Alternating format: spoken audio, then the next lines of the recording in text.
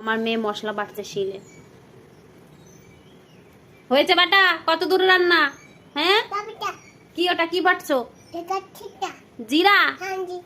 কি বাটছো? জিরা। হয়েছে বাটা? কি রান্না করবা?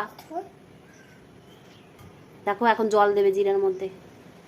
আমি বাটবো বলে পেতেছি, দেখো আমি একটু আদা কাটতে গেছি, এর মধ্যে দেখো আমার মেয়ে কি করছে। এই জল দেন এতগুলো, এই মা দেখো জল দিয়ে বাটতে হবে। আবার আমি জল দিয়ে বাটি, তাই ওরও জল দিয়ে বাটতে হবে। হয়েছে বাটা? হ্যাঁ নুন দিতে হবে এখন আবার? না না